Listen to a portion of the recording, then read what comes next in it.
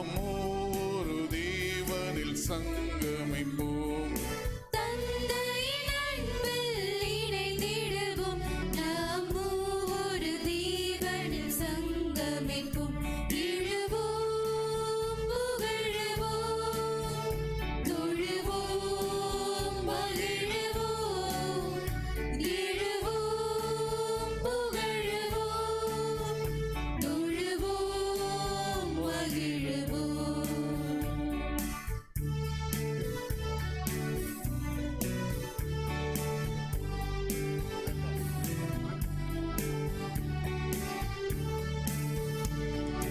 மகிழ்ச்சி தரும் மனமாற்றத்திலும் மன்னிப்பதின் வழி ஒப்புரவிலும் மகிழ்ச்சி தரும் மனமாற்றத்திலும் மன்னிப்பதின் வழியொப்புரவிலும் மனித மாண்பை மதிப்பதிலும் நாம் கிறிஸ்துவில் புது படைப்பாகிடுவோம்.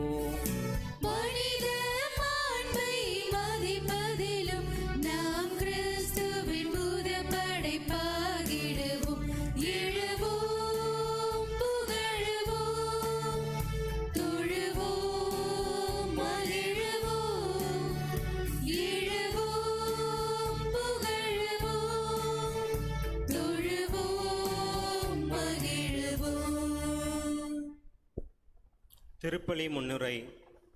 அன்பிற்கினிய சகோதர சகோதரிகளே, பாஸ்கா காலத்தின் 5ஆம் ஞாயிறு திருப்பலியில் இணைந்துள்ள நமக்கு இன்றைய நற்செய்தியின் வழியாக உயிர்த்த ஆண்டவர் இயேசு கிறிஸ்து, நான் உங்களிடம் அன்பு செலுத்தியது போல நீங்களும் ஒருவர் மற்றவரிடம் அன்பு செலுத்துங்கள் என்றும் புதிய கட்டளையை கொடுக்கிறேன் என்கிறார்.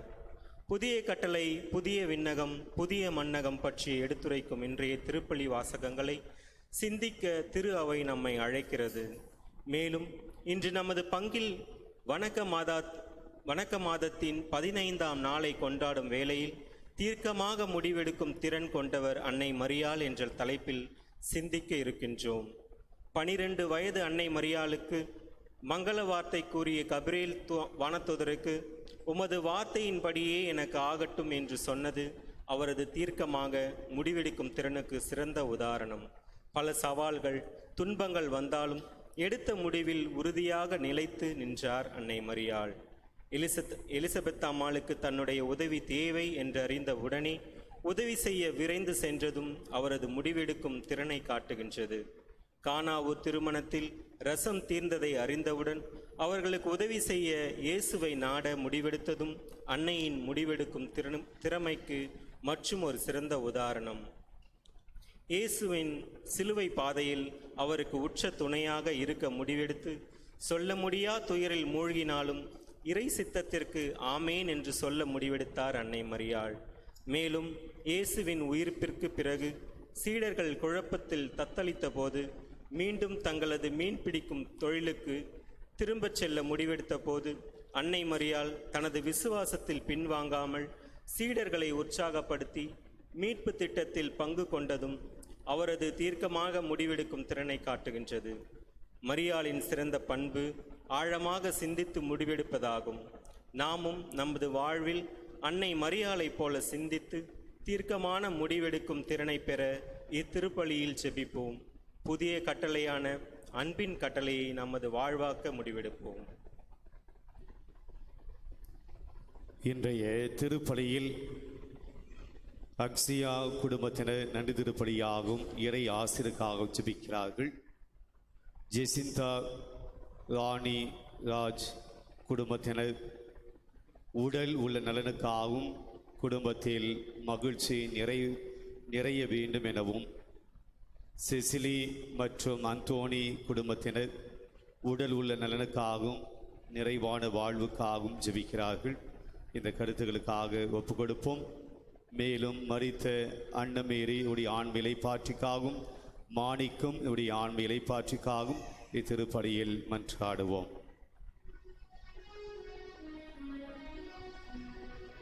தந்தை மகன் தூய ஆவியாரின் பெயராலே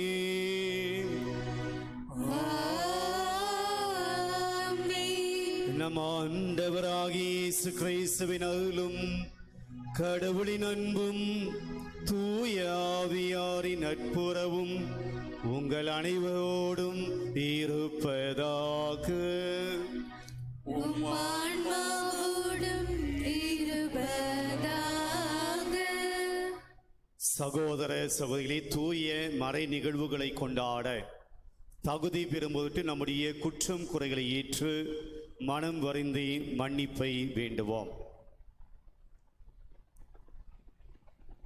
எல்லாம் வல்ல இறைவனிடமும் சகோதர சகோதரிகளே, உங்களிடமும் நான் பாவியினை ஏற்றுக்கொள்கின்றேன். ஏனெனில் என் சிந்தனையாலும் சொல்லாலும் செயலாலும் கடமையில் தவறியதாலும் பாவங்கள் பல செய்கிறேன். என் பாவமே, என் பாவமே, என் பெரும் பாவமே.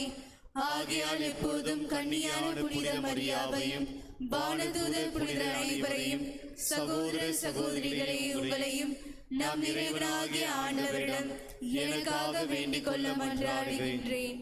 எல்லாம் வல்ல இறைவன் நம்மீது இரக்கம் வைத்து நம் பாவங்களை மன்னித்து நம்மை நிலை வாழ்வுக்கு அழைத்து செல்வாராக. ஆமென்.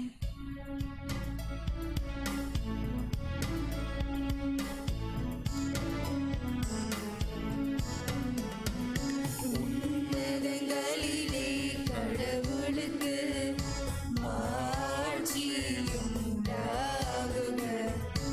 உலகினிலே நன் மனத்தோர்க்கு அமைதியும் உண்டாகுக. புகழ்கின்றோம் யாவும் உம்மையே, வாழ்த்துகின்றோம் இறைவனே. உமக்கு ஆராதனை புரிந்து உம்மை ஆட்சிப்படுத்துகின்றோம் யாம். உமது மேலான மாட்சி பொருட்டு உமக்கு நன்றி கூறுகின்றோம். ஆண்டவராகிய இறைவனே, இணையில்லாத விண்ணரசே, ஆற்றல் அனைத்தும் கொண்டு இலங்கும் வல்ல தந்தை இறைவனே, ஒரே மகனாக உதித்த ஆண்டவர் இயேசு கிறிஸ்து இறைவனே, ஆண்டவராகிய இறைவனே, இறைவனின் திரு செம்மறியே, தந்தையினின்று என்றென்றுமாக உதித்த இறைவன் மகனே நீ. உலகின் பாவம் போக்குபவரே, நீரின் மீது இறங்குவீர். உலகின் பாவம் போக்குபவரே, எம்மன்றாட்டை ஏற்றருளீர். தந்தையின் வலப்பக்கம் வீற்றிருப்பவரே, நீயும் மீது இறங்குவீர். ஏனெனில் இயேசு கிறிஸ்துவே, நீர் ஒருவரே தூயவர், நீர் ஒருவரே ஆண்டவர், நீர் ஒருவரே உன்னதர். தூய ஆவியாரோடு தந்தை இறைவனின் மாட்சியில் இருப்பவர் நீரே. ஆமென். மன்றாடுவோமாக. என்றென்றும் உள்ள எல்லாம் வல்ல இறைவா, பாஸ்கா மறைப்பொருளை எப்பொழுதும் எங்களில் நிறைவு பெற செய்தருளும். இவ்வாறு புனித திருமுழுக்கினால் நீர் புதுப்பிக்க திருவுளம் கொண்ட நாங்கள் உமது பாதுகாப்பின் உதவியால் மிகுந்த பயன் தந்து நிலை வாழ்வின் மகிழ்ச்சிக்கு வந்து சேர அருள்வீராக. உமோடு தூயாவியாரின் ஒன்றிப்பில் இறைவனாய் என்றென்றும் வாழ்ந்து ஆட்சி செய்கின்ற அவர் வழியாக உம்மை மன்றாடுகின்றோம். ஆமென்.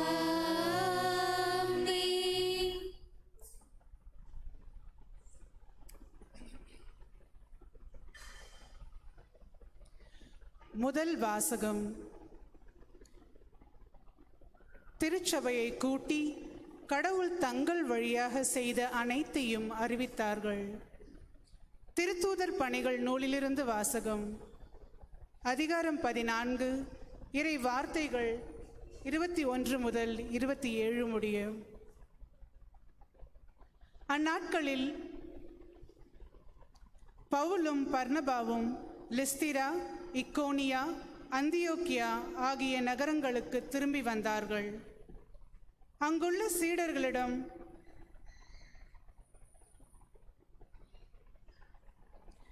அங்கு உள்ள சீடர்களின் உள்ளத்தை அவர்கள் உறுதிப்படுத்தி, நாம் பல வேதனைகள் வழியாகவே இறை ஆட்சிக்கு உட்பட வேண்டும் என்று கூறி நம்பிக்கையில் நிலைத்திருக்கும்படி அவர்களை ஊக்குவித்தார்கள்.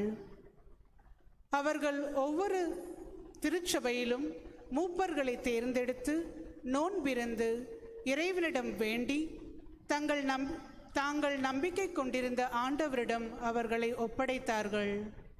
பின்பு பிசிதியா வழியாக பம்பிலியா வந்தார்கள். பெருகை நகரில் இறை வார்த்தையை அறிவித்த பின் அத்தாலியா வந்தார்கள். அங்கிருந்து கப்பல் ஏறி அந்தியோக்கியா வந்தார்கள். அங்குதான் அவர்கள் அருள் வழங்கும் கடவுளின் பணிக்கென்று அர்ப்பணிக்கப்பட்டார்கள். இப்போது அப்பணியை செய்து முடித்து விட்டார்கள். அவர்கள் அங்கு வந்ததும் திருச்சபையை கூட்டி கடவுள் தங்கள் வழியாக செய்த அனைத்தையும் அவர் பிற இனத்தவருக்கு நம்பிக்கை கொள்ளும் வாய்ப்பை கொடுத்ததையும் அறிவித்தார்கள். ஆண்டவர் வழங்கும் அருள்வாக்கு. இறைவனுக்கு நன்றி.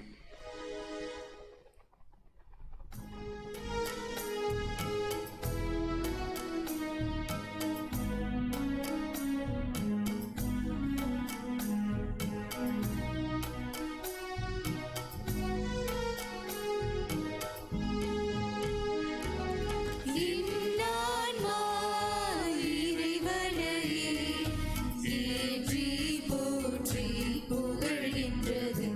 என் மீட்பராம் கடவுளை நினைக்கின்றது. இன்னான்மா இறைவனையே ஏற்றி போற்றி புகழ்கின்றது. என் மீட்பராம் கடவுளை நினைக்கின்றது. தாழிலே இருந்த தம்மடியவளை தயையுடன் கடை கண்ணோக்கினார். தாழிலே இருந்த தம்மடியவளை தயையுடன் கடை கண்ணோக்கினார். இந்நாள் முதலாம்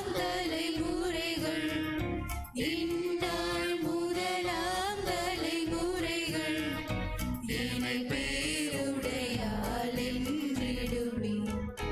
இன்னான்மா இறைவனையே ஏற்றி போற்றி புகழ்கின்றது. என் மீட்பராம் கடவுளை நினைக்கின்றது. ஏனெனில் வல்லமை மிகுந்தவரே எனக்கரும் செயல் பல புரிந்துள்ளார். ஏனெனில் வல்லமை மிகுந்தவரே எனக்கரும் செயல் பல புரிந்துள்ளார். அவர் தம் பெயரும் புனிதமாகும். அவர் தம் பெயரும் புனிதமாகும். அவரில் அஞ்சுவோர் இரக்கமாகும். இன்னான்மா இறைவனையே ஏற்றி போற்றி புகழ்கின்றது. என் மீட்பராம் கடவுளை நினைக்கின்றது.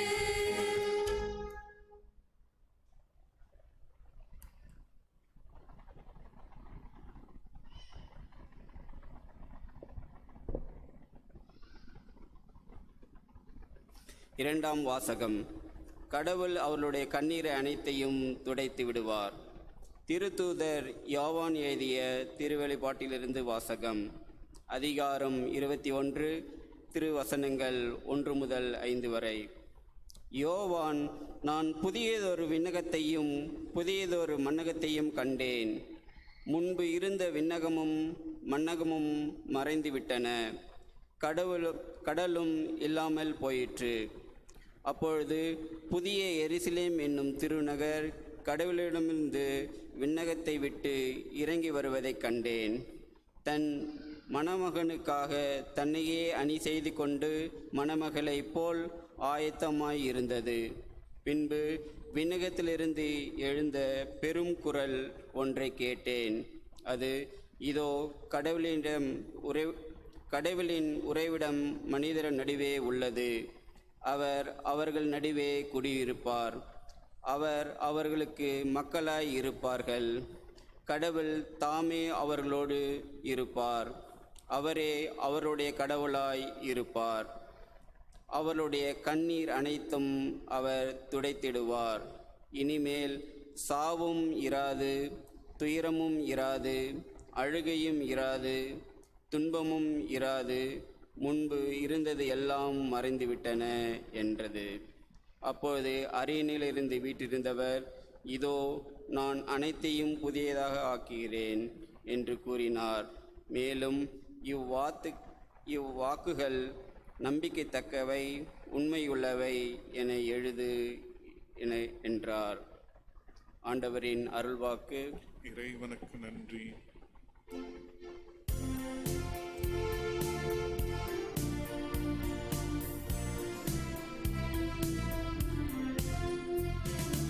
அல்லேலூயா, அல்லேலூயா, அல்லேலூயா, அல்லேலூயா, அல்லேலூயா, அல்லேலூயா, அல்லேலூயா. ஒருவர் மற்றவரிடம் அன்பு செலுத்துங்கள் என்னும் புதிய கட்டளையை நான் உங்களுக்கு கொடுக்கிறேன். நான் உங்களிடம் அன்பு செலுத்தியது போல நீங்களும் ஒருவர் மற்றவரிடம் அன்பு செலுத்துங்கள் என்கிறார் ஆண்டவர். அல்லேலூயா, அல்லேலூயா, அல்லேலூயா, அல்லேலூயா. ஆண்டவர் உங்களோடு இருப்பாராக. உம் ஆன்மாவோடும் இருப்பாராக. யோவான் எழுதிய தூய நற்செய்தியிலிருந்து வாசகம். ஆண்டவரே, மாட்சி உமக்கே.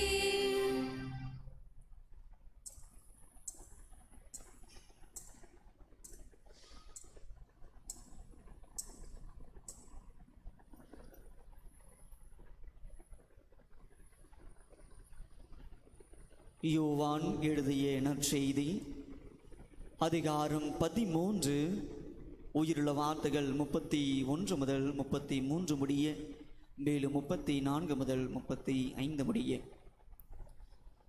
யூதாசு இறுதி ராவின் அறையை விட்டு வெளியே போன பின், இயேசு, இப்போது மானிட மகன் மாட்சி பெற்றுள்ளார், அவர் வழியாகவே கடவுளும் மாட்சி பெற்றுள்ளார். கடவுள் அவர் வழியாக மாட்சி பெற்றாரானால் கடவுளும் தம் வழியாய் அவரை மாட்சிப்படுத்துவார். அதையும் உடனே செய்வார். பிள்ளைகளே, இன்னும் சிறிது காலமே உங்களோடு இருப்பேன். ஒருவர் மற்றவரிடம் அன்பு செலுத்துங்கள் என்னும் புதிய கட்டளையை நான் உங்களுக்கு கொடுக்கிறேன். நான் உங்களிடம் அன்பு செலுத்தியது போல நீங்களும் ஒருவர் மற்றவரிடம் அன்பு செலுத்துங்கள். நீங்கள் ஒருவர் மற்றவருக்கு செலுத்தும் அன்பிலிருந்து நீங்கள் என் சீடர்கள் என்பதை எல்லாரும் அறிந்து கொள்வர் என்றார். ஆண்டவரின் அருள்வாக்கு. கிறிஸ்துவே, உமக்கு புகழ்.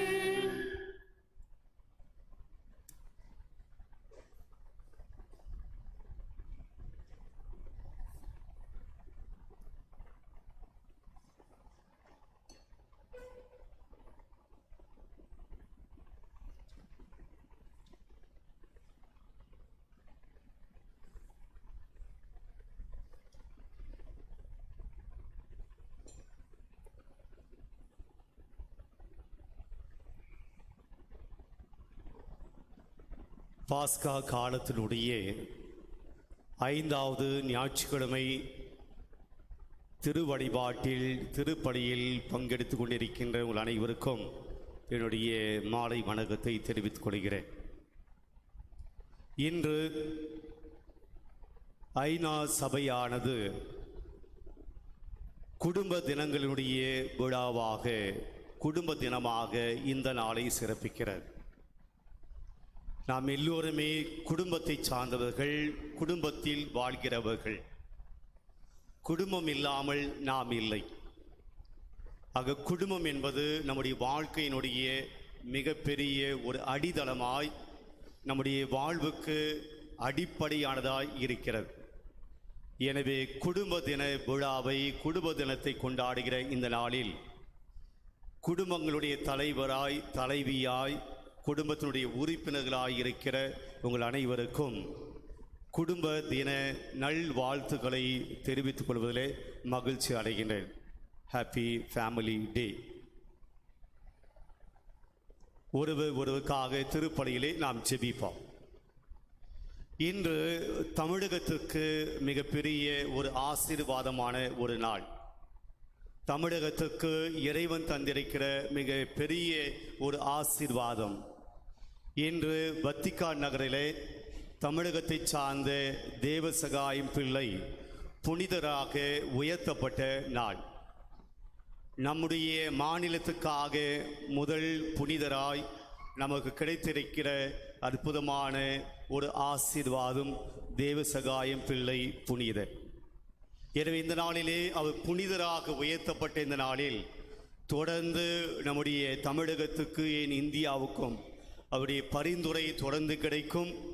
இன்றைக்கு நம்முடைய குடும்பங்கள் அனைத்து குடும்பங்களுக்கும் அவருடைய பரிந்துரை தொடர்ந்து கிடைக்க வேண்டும் என்று இந்த நாளிலே நாம் ஜெபிப்போம். இன்றைக்கு வணக்க மாதத்தினுடைய 15வது நாள். கடந்த 14 நாட்களாக அன்னை மரியாவினுடைய வாழ்க்கையில் இருந்த பல்வேறு பண்புகளை, குணநலன்களை நாம் சிந்தித்து வந்தோம். இன்றைக்கு 15வது நாள். இன்றைய சிந்தனையாக நமக்கு கொடுக்கப்பட்டிருப்பது, தீர்க்கமாக முடிவெடுக்கும் திறன் கொண்டவள் அன்னை மரியாள்.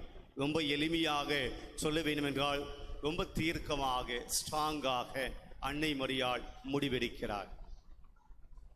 அன்னை மரியாள் முடிவெடுப்பதிலே ரொம்ப ஃபோமாக, ரொம்ப ஸ்ட்ராங்காக இருக்கிறார் என்பதுதான் இந்த தலைப்பில் இருக்கிற ஒரு அர்த்தம். பிரியமானவர்களே, இன்றைய தலைப்போடு இன்றைய வாசகங்களை நான் பொருத்தி பார்க்க விரும்புகிறேன். என்றால் இன்றைக்கு நாம் படித்திருக்கிற வாசகங்கள் பாஸ்கா காலத்தினுடைய 5ஆம் ஞாயிறு வழிபாட்டுக்காக கொடுக்கப்பட்ட வாசகங்கள். நாம் அதையே மிஸ் பண்ணிட்டு, பைபாஸ் பண்ணிட்டு நான் போக விரும்பவில்லை. அந்த தலைப்பை நாம் தனியாக சிந்திக்காமல் இன்றைய வாசகங்களோடு பொருத்தியே இந்த தலைப்பை சிந்திக்கலாம் என்று நினைக்கிறேன். எனவே இன்றைக்கு வாசகங்களை முதலில் நாம் பார்ப்போம். இந்த வாசகங்களில் வரக்கூடிய செய்திகள் என்ன? இந்த வாசகங்கள் இன்றைய தலைப்போடு பொருந்தி போகவில்லை என்றாலும் நான் பொருத்தி பார்க்க ஆசைப்படுகிறேன்.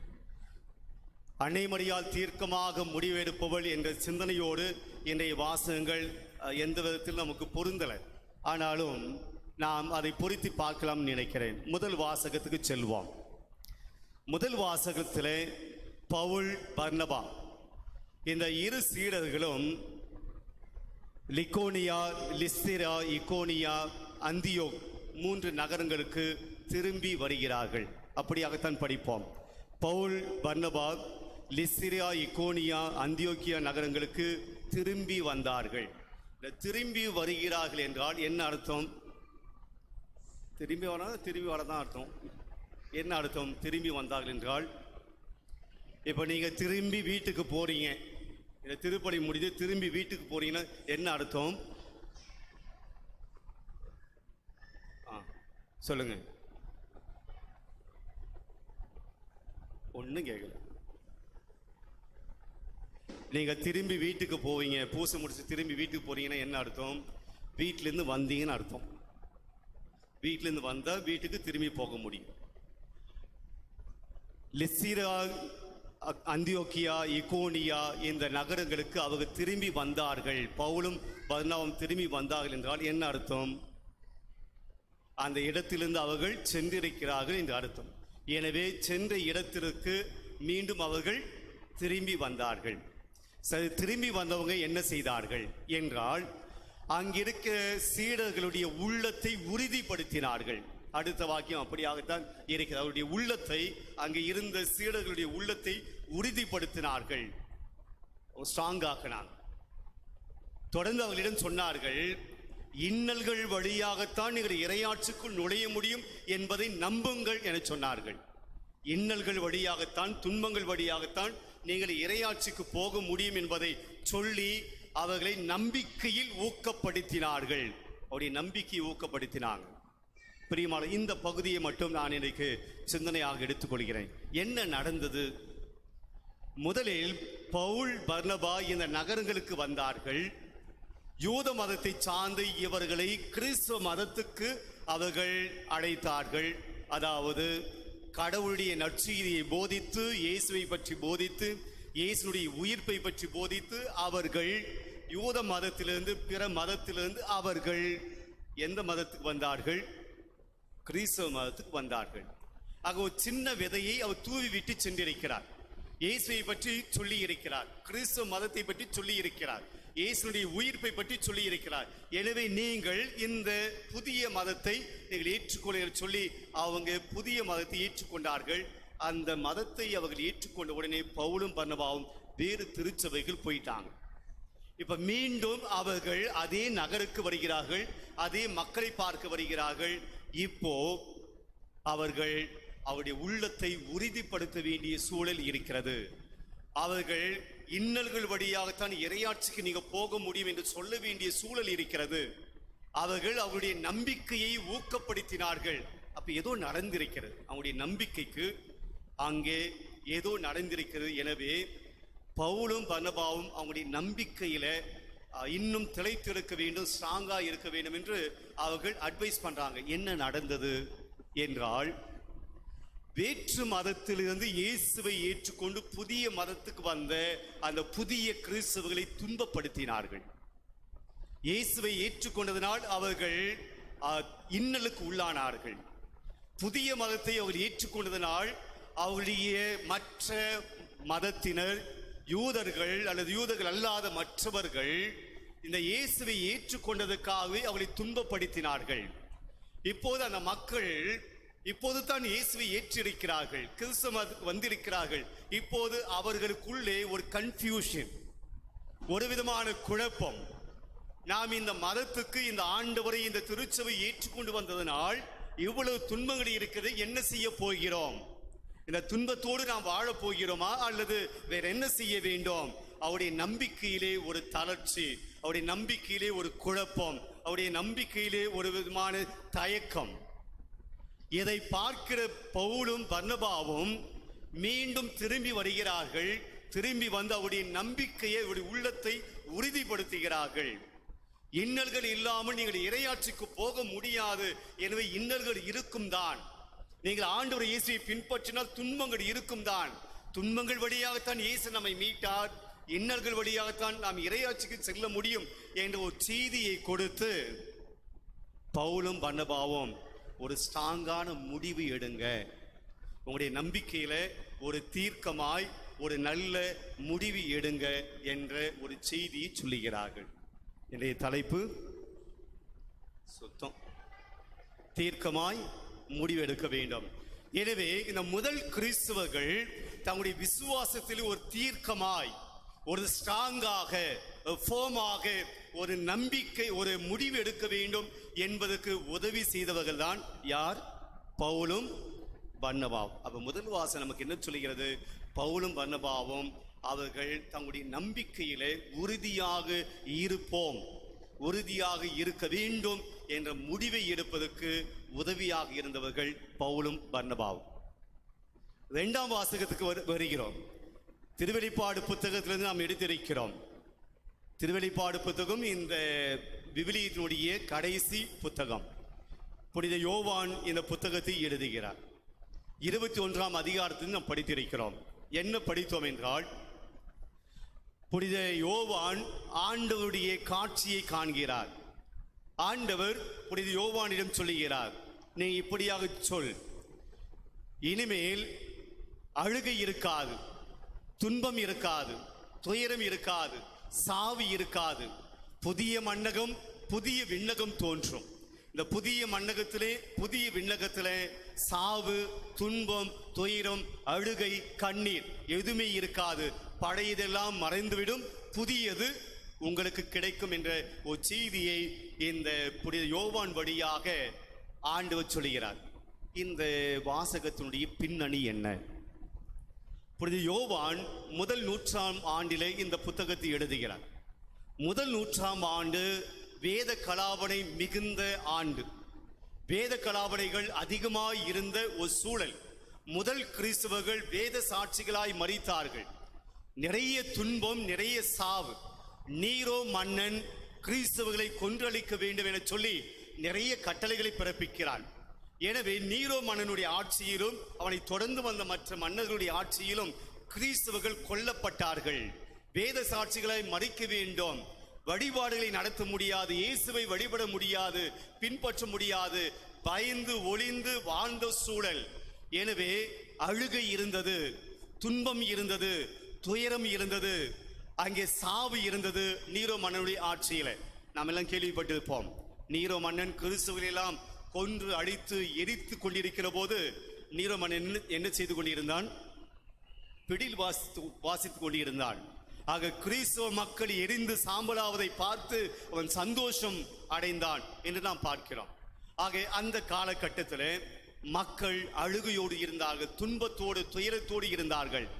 எனவே ஆண்டவருடைய வாக்கு யோவான் வழியாக கொடுக்கப்படுகிறது, புதிய மண்ணகம் வரும், புதிய விண்ணகம் வரும். அப்படி என்றால் பழைய மண்ணகம் பழைய விண்ணகம் என்ன ஆகும்? மறைந்து போகும்.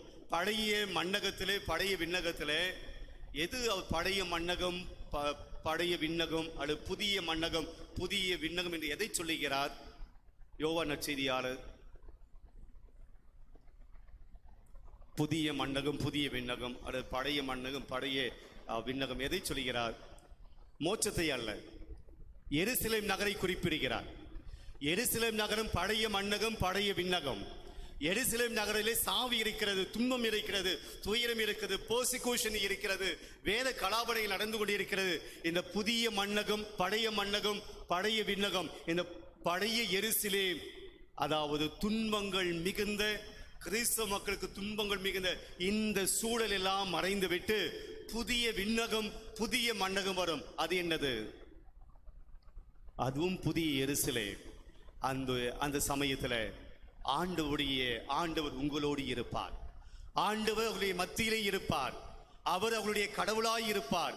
நீங்கள் அவருடைய மக்களாய் இருப்பீர்கள். இனிமேல் சாவு இராது, துன்பம் இராது, துயரம் இராது, அழுகை இராது. முன்பு இருந்தவையெல்லாம் மறைந்து விட்டன. அப்ப என்ன சொல்ல வர்றாரு யோவான்? இந்த புத்தகத்தை எழுதிய யோவான், உங்களுக்கு ஒரு ஃபியூச்சர் இருக்கிறது. எனவே இந்த துன்பங்களை பார்த்து நீங்க பயப்படாதீங்க, இந்த இன்னல்களை பார்த்து நீங்கள் பயப்பட வேண்டாம். நீங்கள் தீர்க்கமாய் ஒரு முடிவெடுங்கள். இதெல்லாம் தாங்கிக் கொண்டும் நாம் கிறிஸ்தவர்களாய் இருந்தோம் என்றால் நாம் எதை காண்போம்? புதிய மண்ணகத்தை காண்போம், புதிய விண்ணகத்தை காண்போம். எனவே it is up to you. நீங்கள் ஆண்டவரை பின்பற்றுவதும் பின்பற்றாமல் போவதும், ஆண்டவரை ஏற்றுக்கொள்வதும் ஏற்றுக்கொள்ளாமல் போவதும், புதிய விண்ணகத்தை பார்ப்பதும் புதிய மண்ணகத்தை பார்ப்பதும் உங்களுடைய கைகளில் இருக்கிறது. புதிய விண்ணகம் புதிய மண்ணகம் பார்க்க வேண்டும் என்றால் நீங்கள் எதை தாங்கிக் கொள்ள வேண்டும்? துன்பங்களை தாங்கிக் கொள்ள வேண்டும் என்று அவர் தீர்க்கமாய் முடிவெடுப்பதற்கு உதவி செய்தவர் யார்? யார் அந்த கடிதத்தை எழுதியது? யோவான். ஆக 2வது வாசகம் கூட அதே செய்தியை சொல்லுகிறது. ஒரு தீர்க்கமாய் முடிவெடுங்கள். எடுத்தாங்களா இல்லையா? அவங்க தீர்க்கமான முடிவு எடுத்தாங்களா இல்லையா?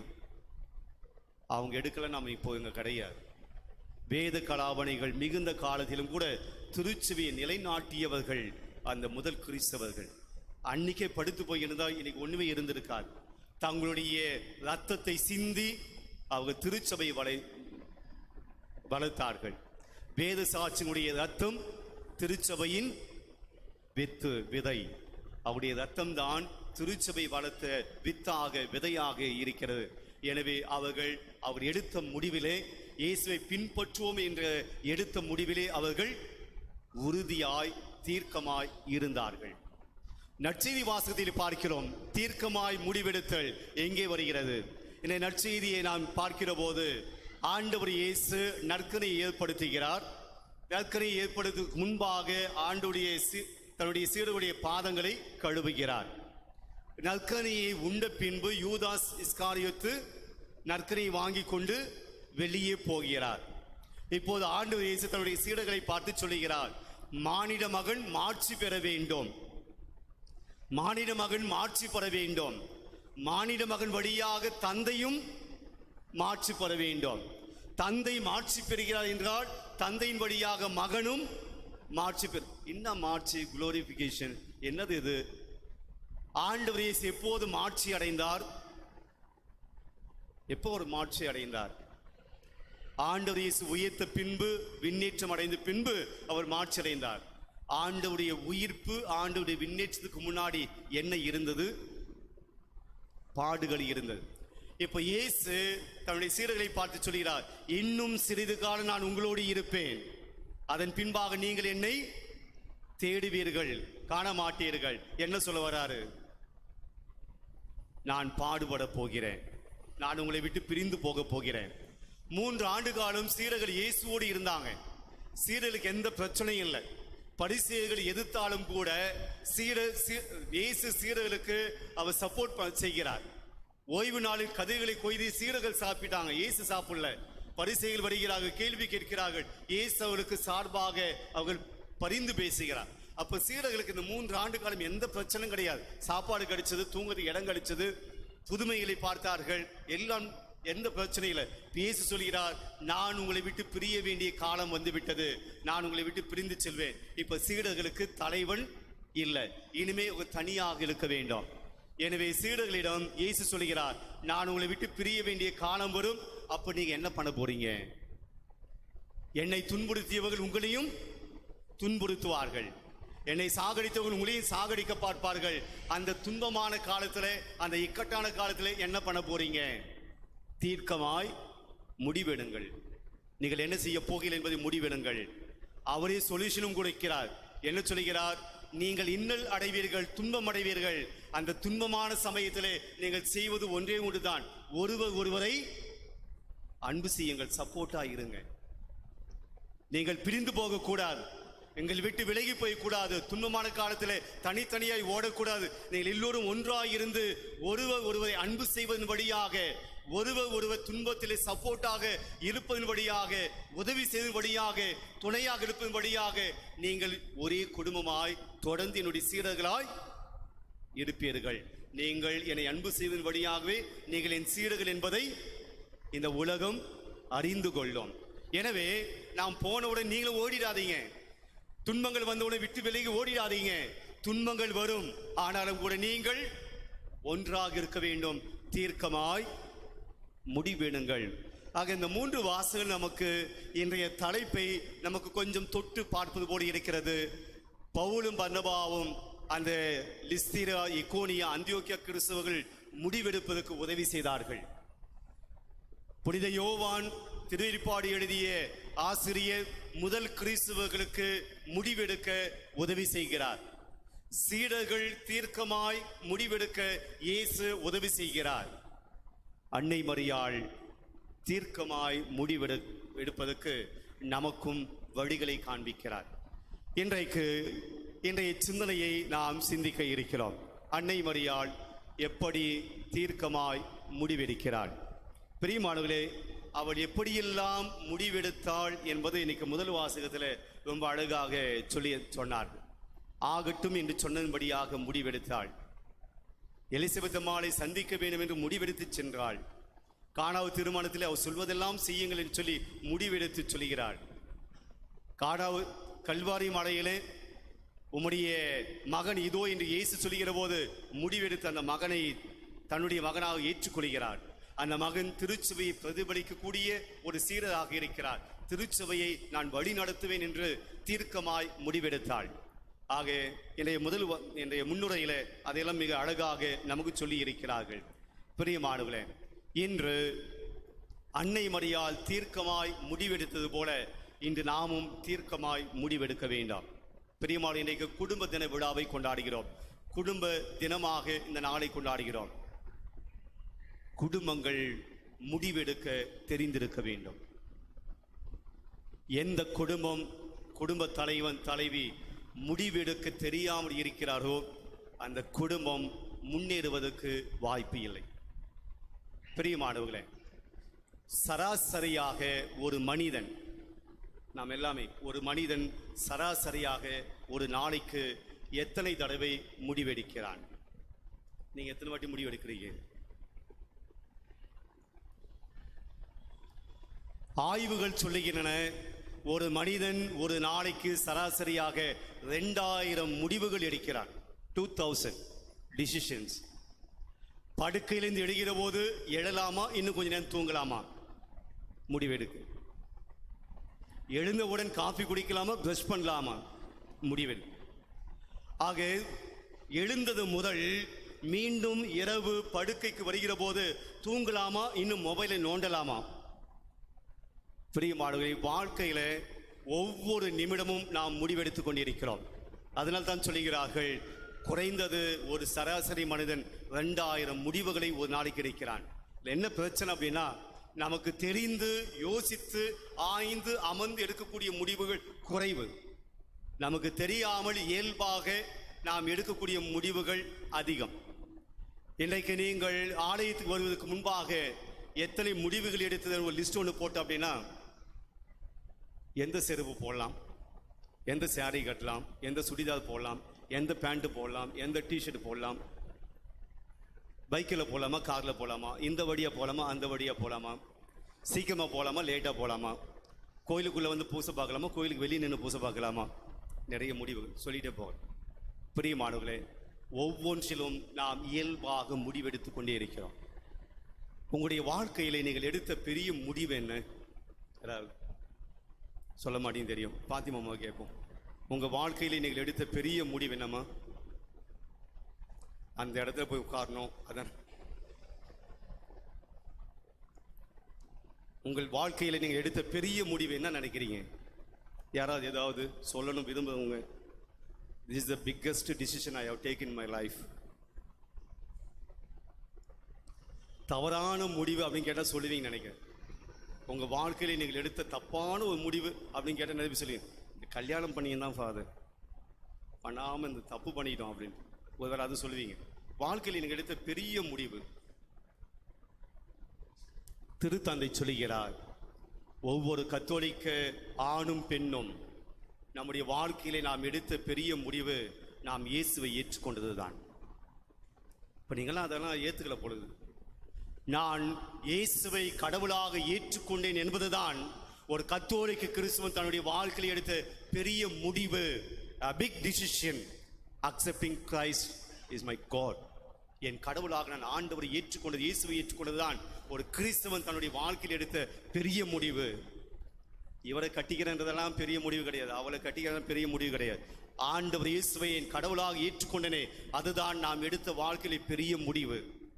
ஆனால் இன்றைக்கு சில பேர் அதுக்காக வருந்தினாலும் வருந்துவாங்க, ஏன் தான் கிறிஸ்துவன் ஆனணும், ஏன்னா வாழ்க்கையில் எதுவுமே நமக்கு கிடைக்கல, வேண்டியது கிடைக்கல, வேண்டுவது கிடைக்கல, ஜபம் பண்ணுறது கிடைக்கல, ஏன் தான் கிறிஸ்துவன் ஆக்கணும். அதனால் ஆண்டவரை தேடி வராமல் கூட இருக்கிறார்கள். பிரியமானவர்களே, திருத்தந்தை சொல்கிறார், ஒரு கிறிஸ்துவனுடைய வாழ்க்கையில நாம் எடுத்த மிகப்பெரிய முடிவு என்னவென்றால், என் தேவனை ஆண்டவர் இயேசுவை என் தேவனாக நான் அக்செப்ட் பண்ணதுதான் பெரிய முடிவு என்று சொல்கிறார். பிரியமானவர்களே, இப்போ முடிவுகளுக்கு வருவோம். முடிவு எடுப்பது, டிசிஷன் மேக்கிங். மனித வாழ்க்கையில் முடிவுகள் இல்லாமல் வாழ முடியாது. முடிவு எடுக்காமல், டிசிஷன் எடுக்காமல் வாழ்க்கை இல்லை. முடிவுகள் நம்முடைய வாழ்க்கையை பாதிக்கின்றன. எல்லா முடிவுகளும் நம்முடைய வாழ்க்கையை பாதிக்கவில்லை என்றாலும் ஒவ்வொரு முடிவும் ஏதோ ஒரு விதத்தில் நம்முடைய வாழ்க்கையை பாதித்துக் கொண்டிருக்கின்றன. ஒரு முடிவு எடுக்கிற போது 2 காரியங்கள் மிக முக்கியமாக நாம் திங்க் பண்ணணும். அது இல்லை அப்படின்னா முடிவெடுக்கக்கூடிய வாய்ப்பு கிடையாது. If I am taking a decision அப்படின்னா நான் 2 காரியங்கள் எனக்கு இருக்கணும். ஒன்று, there should be option. நான் பூ எடுக்கணும்னா எனக்கு ஆப்ஷன் இருக்கணும். இதுவா இதுவா இதுவா அதுவா என்ற ஆப்ஷன் இருக்க வேணும். ஒரே ஒரு ரோஜா இங்க இருக்கிறது என்றால் அங்க there is no option. அப்ப அதை தான் நான் எடுக்கணும். அதுக்கப்புறமா நான் வந்து திங்க் பண்ணேன், இது எடுக்கலாமா அது எடுக்கலாமா, ஆப்ஷன் கிடையாது. அப்ப முடிவுகள் எடுப்பதற்கு எனக்கு நிறைய ஆப்ஷன் இருக்க வேண்டும். அப்பதான் முடிவு எடுக்கிறது. ஒன்றே ஒன்று இருக்கிறாங்க, எங்க முடிவு எடுக்க முடியாது, அதுதான் எடுத்து ஆகணும். ஆக there should be option. If you want to take a decision, there should be option. இதுவா அல்லது இதுவா. ஹோட்டலுக்கு போகும்போது மெனு கார்டு கொடுப்பாங்க இல்லையா? என்ன அப்படி பார்க்குறீங்க? நீங்கள் பார்க்கறத பார்த்து ஹோட்டலுக்கு போனதே இல்லை அப்படி சொல்கிற போல இருக்கு. இல்லைன்னா மெனு கார்டு பார்த்ததே கிடையாது அப்படின்னு சொல்கிற போல இருக்கு. போன உடனே அதெல்லாம் வேணாம், தோசை போடணும், இட்லி. மெனு கார்டு பார்த்தாலும் அதான் ஆர்டர் பண்ணுவோம், மெனு கார்டு பார்க்கலன்னா அதான் ஆர்டர் பண்ணுவோம். ஏன்னா நம்ம அப்போ தான் புதிதுக்கு நாம் போகிறது கிடையாது. அந்த மெனு கார்டில் ஏன் கொடுக்குறா அப்படின்னா, எதுக்கு இந்த மெனு கார்டு கொடுக்குறது? you have to take, there is a lot of option. இதுன்னு இருக்கு. நீங்க அதுல ஒன்னோ ரெண்டோ உங்களுக்கு தேவையானது முடிவு பண்ணுங்க. ஹோட்டலுக்கு போறீங்க, இட்லி மட்டும்தான் இருக்கு, இட்லி சட்னி அவ்வளவுதான், எதுவுமே கிடையாது. நீங்க என்ன முடிவு எடுக்க முடியும்? No option. அங்க சாய்ஸ் எல்லாம் ஒன்றும் கிடையாது, அதுதான் சாப்பிட்டு வரணும். உங்களுக்கு வேற விருப்பம் இருந்தாலும் நீங்க அதான் சாப்பிடணும். So there should be option. முடிவு எடுக்கிற போது அங்கே சாய்ஸ் இருக்க வேணும், ஆப்ஷன் இருக்க வேணும். இது முதல் கண்டிஷன். ரெண்டாவது, I should have a freedom to select, to choose. நான் அதை தேர்ந்தெடுப்பதற்கு எனக்கு உரிமை இருக்க வேணும், எனக்கு சுதந்திரம் இருக்க வேணும். நான் ஒரு அடிமையாக இருக்கிறேன், எனக்கு முன்னாடி எல்லாத்தையும் வச்சுட்டு எதையும் தொடக்கூடாது, கை காலை வெட்டிடுவோம் அப்படின்னு சொல்லி என்னை ஒரு அடிமைப்படுத்தி இருக்கிறேன் என்றால் நான் எதையும் செலக்ட் பண்ண முடியாது. ஆக முடிவெடுக்கிற போது ஆப்ஷன் இருக்க வேண்டும், ஃப்ரீடம் இருக்க வேண்டும். அது இருந்தால் தான் நான் ஒரு முடிவெடுக்க முடியும். வாழ்க்கையில நமக்கு ஆப்ஷனும் இருக்கிறது, ஃப்ரீடம் இருக்கிறது. ஆனால் நாம் எடுக்கக்கூடிய முடிவுகள் எப்படியாக இருக்கின்றன? பிரியமானவர்களே, 4 விதமான மனிதர்களை பார்க்கிறோம். முடிவெடுப்பதில் 4 விதமான மனிதர்கள். ஒன்று, முடிவுகளை எடுக்காமல் தள்ளி கொண்டு போய்கொண்டே இருப்பார்கள். Postponing to make a decision. அவர்கள் காலம் தள்ளி கொண்டே இருப்பார்கள். ஒரு காலமும் அவர் தீர்க்கமாய் முடிவெடுப்பது கிடையாது.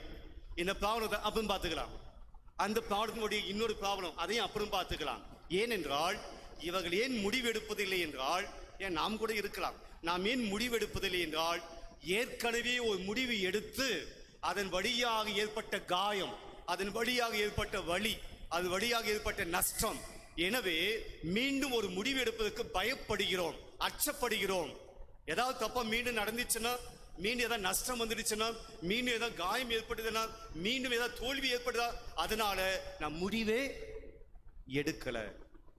பிரியமானவர்களே, முடிவு எடுக்காமல் இருப்பது எதற்கு சமம் என்றால், நடு ரோட்ல நின்றுகிட்டு இந்த பக்கம் போகாம அந்த பக்கம் போகாம நடு ரோட்ல இருந்தால் என்ன கதி? நின்று பாருங்க, தெரியும். பதிலே வரமாட்டேங்க, அப்படிதான் சொல்ல முடியும். ஆக நடு சாலையில நின்று கொண்டு இந்த பக்கம் போகாம அந்த பக்கம் போகாம, இதையும் எடுக்காம அதையும் எடுக்காம நடுவுல நின்று கொண்டு இருந்தால் மிகப்பெரிய விபத்து, மிகப்பெரிய ஆபத்து, மிகப்பெரிய துன்பங்கள் தான் சந்திக்க முடியும். நீங்கள் வாழ்க்கையில முன்னேற முடியாது, துன்பங்களோடு தான் இருக்க முடியும்.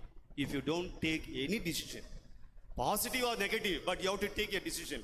நிறைய பேர் முடிவுகளை எடுக்க பயப்படுகிறார்கள். காரணம், இந்த முன்பாக ஏற்பட்ட அனுபவங்கள். அதனால் வேண்டாம் வேண்டாம் என்று அந்த பிரச்சனைகளோடு வாழ்ந்து கொண்டிருக்கிறோம். முடிவுகள் எடுக்கவில்லை என்றால் முன்னேற்றம் இல்லை. You cannot go forward. அங்கேயே தான் இருப்பீங்க. 2வது வகையான மனிதர்கள், முடிவெடுக்க தெரியாது. முடிவெடுப்பதிலே இருக்கிற சிக்கல்கள் என்னவென்றால், முடிவுகளை அடிக்கடி மாற்றிக்கொண்டே இருப்பார்கள். இன்னைக்கு ஒரு முடிவு எடுப்பாங்க, அந்த முடிவை செய்து முடிப்பதற்குள்ள இது வேணாம், இது செய்யலாம், இதை செய்வதற்கு முன்னாடி இன்னொன்று செய்யலாம். ஒரு பையனும் அப்பாவும் இந்த துணி துவைக்கக்கூடிய தொழிலை செய்து கொண்டிருக்கிற ஒரு பையனும் அப்பாவும் மார்க்கெட்டுக்கு போகணும்னு நினைச்சு தன்னுடைய கழுதையோடு போயிட்டு இருக்காங்க சாலையில. பையன் அப்பா கழுதையை பிடிச்சிட்டு போயிட்டு இருக்காங்க. ஒரு சொன்னார், ஏம்பா கழுதை தான் இருக்க, யாரோ ஒருத்தர் கழுதை மேல நின்றுட்டு பயணம் செய்யலாமே, கழுதை சும்மா தானே வந்துட்டு இருக்கு, உட்காந்து பயணம் செய்யலாம் இல்லையா அப்படின்னு சொல்லி. அப்போ அப்பா நினைச்சாரு, சரி பையனை மேலே உட்கார வச்சு, சொல்றது சரிதான், பையனை மேலே உட்கார வச்சு கூட்டிகிட்டே போனார். கொஞ்சம் தூரம் போன உடனே இன்னொரு வழிபோக்குன்னு சொன்னான். அந்த மேலே இருக்கிற பையனை, மடையா வயசான அப்பா நடந்து போறாரு, நல்லா தானே இருக்க, இறங்கி நீ நடந்துட்டு உங்கள் அப்பா மேலே உட்கார வச்சு பயணம் செய்ய வேண்டியதானே. அப்போ யோசித்தான் பையன், ஆமாம் உண்மைதான். அப்போ அவன் கீழே இறங்கினான். இப்போ அப்பாவை தூக்கி மேலே உட்கார வச்சு போயிட்டே இருந்தான். அப்போது பார்த்தாங்க, இப்போ இன்னொரு வழிபோக்கன், அப்பா என்ன நல்லா தானே இருக்காரு, பையன் சின்ன பையன், இந்த சின்ன பையனை நடக்க வச்சு அப்பா மேலே உட்காந்து போறாரு, ஒரு அப்பா செய்யக்கூடிய வேலையாது. இப்போ அப்பா பார்த்தாரு, அவரும் இறங்கிட்டார்.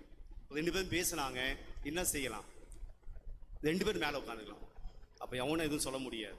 அப்பாவும் மேலே உட்காந்தாரு, பையனும் மேலே உட்காந்தாங்க. வழிபோக்கன் பார்த்தான், தடி மாடுங்களா, வயசான கழுதை, உங்கள் 2 பேரும் எப்படி அவன் சுமக்கும் அப்படின்னு சொன்னான். இப்போ யோசிச்சு பார்த்தாங்க, ஐயோ கரெக்டு தான் அப்படின்னு சொல்லி மீண்டும் 2 பேர் இறங்கிட்டு கழுதையை முதல்ல பண்ணாங்களே, 2 பேர் ஓட்டின்னு போனாங்க. அப்படியே ஓட்டின்னு போனாங்க. ஒருவர் சொல்ல சொல்ல நம்முடைய முடிவுகளை மாற்றிக்கொண்டே இருக்கிறோம். அவங்க 2 பேர் மட்டுமல்ல, வாழ்க்கையை நாம் கூட. இது சரிப்பட்டு வராது, ஆமாம் ஆமாம், இது தேவையில்லை, ஆமாம் ஆமாம். வாழ்க்கையில் முடிவுகளை மாற்றிக்கொண்டே இருப்பது வாழ்க்கையில முன்னேற்றத்துக்கு வழிவகுக்காது. நாம் ஏதாவது ஒரு முடிவை எடுத்தாக வேண்டும், வாழ்க்கையில ஏதாவது முடிவு எடுத்தாக வேண்டும். மாத்திக்கிட்டே இந்த மாதிரி அங்கே தான் சுத்திட்டு இருப்போம். இது போல சில மனிதர்கள் இருக்கிறார்கள், முடிவுகளை மாற்றிக்கொண்டே இருப்பது பயன் இல்லை. 3ஆம் வகையான மனிதர்கள் அவசரத்துல ஆத்திரத்துல தவறான முடிவுகளை எடுப்பது. தவறான முடிவுகள் பிரியமானவர்களே, இது மிகப்பெரிய ஆபத்து. அவசரத்தில் யோசிக்காமல் சீக்கிரமாக உடனடியாக எடுக்க வேண்டும். கோபத்தில் எடுக்கக்கூடிய முடிவுகள், ஆத்திரத்தில் எடுக்கக்கூடிய முடிவுகள். இன்றைக்கு நம்முடைய குடும்ப வாழ்க்கையில பல பிரச்சனைகளை இதை நாம் சம்பாதித்திருக்கிறோம். ஆத்திரத்தில் எடுத்த முடிவு, கோபத்தில் எடுத்த முடிவு, கோபத்தில் பேசிய வார்த்தை, கோபத்தில் எடுத்த டிசிஷன் பல பிரச்சனைகளை நம்முடைய குடும்ப வாழ்க்கையில கொண்டு வந்திருக்கிறது. ஆபத்தில் எடுக்கக்கூடிய, ஆத்திரத்தில் எடுக்கக்கூடிய, கோபத்தில் எடுக்கக்கூடிய முடிவுகள் தவறானவை. தவறான முடிவுகள் நாம் எடுத்து நாம் அதனுடைய நஷ்டத்தை அனுபவித்திருப்போம். 4வது சரியான முடிவுகள், நல்ல முடிவுகள். இந்த 4 இடத்துல அன்னை மரியாள் எங்கே இருக்கிறார்? 4வது இடத்தில். இது கூட நம்ம யோசிக்கிறோம் பார்த்தீங்களா? 4வது இடத்துல இருக்கிறார். சரியான முடிவெடுக்கக்கூடிய இடத்துல இருக்கிறார். பிரியமானவர்களே, என்னென்ன முடிவு எடுத்தார் என்பதை நாம் ஏற்கனவே வாசித்தோம். அன்னை மரியாள் முடிவெடுப்பதற்கு பயன்படுத்திய டெக்னிக் என்ன? அன்னை மரியாள் நல்ல முடிவுகளை எடுப்பதற்கு அவள் பயன்படுத்திய டெக்னிக்ஸ் என்ன சொல்றது தமிழ்ல? பரவாயில்ல, இங்கிலீஷ்ல இருக்கு. அவள் பயன்படுத்திய ஒரு வழிமுறைகள் என்னென்ன ஸ்டெப்ஸ் ஃபாலோ பண்ணாங்க. ஒரு 4 செய்திகளை சொல்லி நான் நிறைவு செய்கிறேன். 1, அன்னை மரியாள் என்ன முடிவெடுப்பதற்கு முன்பாக அல்லது முடிவெடுக்கிற போது பயன்படுத்திய முதல் டெக்னிக். இப்போ ஆகட்டும் என்று சொல்ல போகிறார். ஆண்டவருடைய தூதர் வருகிறார், நீ பிள்ளை பெற வேண்டும், ஆண்டவருடைய மகனை பெற வேண்டும், இயேசு பெற்றெடுக்க வேண்டும், இந்த செய்தி சொல்லப்படுகிறது. அன்னை மரியாள் அப்படியா, ஓகே. முதலில் ஆண்டவருடைய தூதர் சொன்னதை she was listening, கேட்டாள், செவிமடுத்தாள். ஒரு முடிவு எடுப்பதற்கு முன்பாக செவிமடுக்க வேண்டிய திறன் நமக்கு வேண்டும். இந்த பிரச்சனை என்ன, இந்த துன்பம் என்ன, இந்த கஷ்டம் என்ன, இந்த ப்ராஜெக்ட் என்ன, அல்லது இந்த செயல்பாடு என்ன, இந்த திட்டம் என்ன என்ற இந்த விஷயத்தை நாம் செவிமடுக்க வேண்டும். அன்னை மரியாள் தனக்கு கொடுக்க போகிற இந்த ப்ராஜெக்ட், தனக்கு கொடுக்க போகிற இந்த செயல் திட்டத்தை அன்னை மரியாள் ஆண்டவருடைய தூதருக்கு செவிமடுத்தாள். Listening and praying. பிரியமான, இன்றைக்கு நம்முடைய வாழ்க்கையில நாம் ஜெபத்துக்கு அதிகமான முக்கியத்துவம் கொடுப்பதில்லை. நாம் எடுக்கக்கூடிய திட்டங்களுக்கு முன்னாடி, நாம் எடுக்கக்கூடிய முடிவுகளுக்கு முன்னாடி அமர்ந்து சிந்திக்க, ஜெபிக்க நாம் முயற்சி எடுப்பதில்லை. We believe our knowledge. நம்முடைய அறிவை நாம் நம்புகிறோம், நம்முடைய சிந்தனைகளை நம்புகிறோம், நம்முடைய உடல் வலிமையை நம்புகிறோம். We don't sit and pray before we take a decision. எத்தனை பேர் நாம் எடுக்கிறோம்? நாம் எடுக்கக்கூடிய மிக முக்கியமான நிகழ்வுகளுக்கு முன்னாடி எத்தனை பேர் குடும்பமாக உட்கார்ந்து ஜெபிக்கிறோம்? நாம் எல்லோரும் சேர்ந்து ஜெபிப்போம். இந்த ஜெபத்தின் வழியாக ஆண்டவர் நமக்கு வெளிப்படுத்துவார் என்ன முடிவை எடுக்க வேண்டும், எந்த முடிவை நாம் தொடங்க வேண்டும், எந்த முடிவை விட்டுவிட வேண்டும் என்று எத்தனை பேர் நாம் ஜெபிக்கிறோம். அப்படி ஜெபிக்கிற போதுதான் ஆண்டவருடைய வார்த்தையை அன்னை மரியாள் செவிமடிக்கிறாள். ஜெபத்தின் வழியாகத்தான் அன்னை மரியாள் செவிமடிக்க முடிகிறது. இது ஆண்டவர் சொல்ற வார்த்தை, இது ஆண்டவருடைய திட்டம் என்று செவிமடிக்க முடிகிறது. பிரியமானவர்களே, நீங்கள் ஜெபிக்காமல் உங்களுடைய வாழ்க்கைக்கு நீங்கள் எடுக்கக்கூடிய முடிவு, எடுத்த திட்டம், எடுக்க போகிற திட்டம் எப்படி கண்டுகொள்ள முடியும்? இது சரியானது, இது தவறானது என்பதை நீங்கள் எப்படி ஆய்ந்து உணர முடியும்? பிரியமானவர்களே, முதல் டெக்னிக் அன்னை மரியாள் சொல்றது ப்ரே, ஜெபம் பண்ணு. அது சின்ன முடிவோ பெரிய முடிவோ, வீடு கட்ட போறியோ கல்யாணம் பண்ண போறியோ எதுவோ இருந்தாலும் ஜெபம் செய். எது உன்னுடைய குடும்பத்துக்கு, உன்னுடைய வாழ்க்கைக்கு, உன்னுடைய எதிர்கால வாழ்வுக்கு சிறந்ததாய் அமைந்து கடவுள் சொல்லுவார். லிசன் பண்ணு. பிரியமானவர்களே, பல சமயத்துல நாம் தவறான முடிவுகளை எடுத்து அதன் பின்னாடி தான் எங்க வருகிறோம்? ப்ரேயர் பண்ண வரும். இப்படி ஆயிடுச்சு, அப்படி ஆயிடுச்சு, இப்படி நடந்துச்சு, அப்படி நடந்துச்சு, அப்புறமா தான் வருவோம். ஆனால் செய்ய வேண்டியது என்ன? நாம் தொடங்குவதற்கு முன்னாடி எங்கே வர வேண்டும்? யாரை அழைக்க வேண்டும்? கடவுளை. நாம் ரிவர்ஸில் அன்னை மரியாள் சொல்கிறார், நடந்து முடிஞ்சதுக்கு பின்னாடி கடவுள்கிட்ட வராத, நீ நடத்துவதற்கு முன்னாடியே கடவுள்கிட்ட போ. கடவுள் என்ன சொல்ல வராருன்னு கேளு, ஜெபம் பண்ணு. இதுதான் ஃபர்ஸ்ட் டெக்னிக். மனசாட்சி தொட்டு சொல்லுவோம். எத்தனை பேர் இந்த டெக்னிக்கை ஃபாலோ பண்ணுறோம்? நாம் எடுக்கக்கூடிய முடிவுகளில், நாம் எடுக்கக்கூடிய காரியங்களில், சின்னதாக பெருசோ எடுக்கக்கூடிய ஒவ்வொரு காரியத்திலும் எத்தனை பேர் ஜெபத்தில் வைத்து முயற்சிகளை தொடங்குகிறோம், ஜெபத்தில் வைத்து நம்முடைய திட்டங்களை துவங்குகிறோம்? First point. இந்த செவி மடுத்தல் என்பது ஆண்டவருக்கு மட்டும் இல்லைங்க, குடும்பத்தில் இருக்கிற மற்றவர்களுக்கும் செவி சாய்க்க வேண்டும். ஐ டோன்ட் லிசன், நாம் நினைச்சதுதான், நாம் பண்ணதுதான், நாம் முடிவு பண்ணதான், நான் உங்ககிட்ட எல்லாம் கேட்கணும் அவசியம் கிடையாது. ஒரு கணவன் இப்படி நினைக்கலாம் வச்சுப்போம். உங்ககிட்ட எல்லாம் கேட்கணும் அவசியம் கிடையாது, மனைவி கிட்ட கேட்கணும் அவசியம் கிடையாது, பிள்ளைகிட்ட கேட்கணும் அவசியம் கிடையாது, அப்பா அம்மா கிட்ட கேட்கணும் அவசியம் கிடையாது, பெரியவங்க கிட்ட கேட்கணும் அவசியம். நான் முடிவு பண்ணதான், யாரும் எனக்கு அட்வைஸ் பண்ண வேண்டும். இந்த திட்டம் எப்படி சரியாக இருக்கும்? சில சமயத்தில் சரியாக இருக்கும், ஆனால் எல்லா நேரத்திலும்.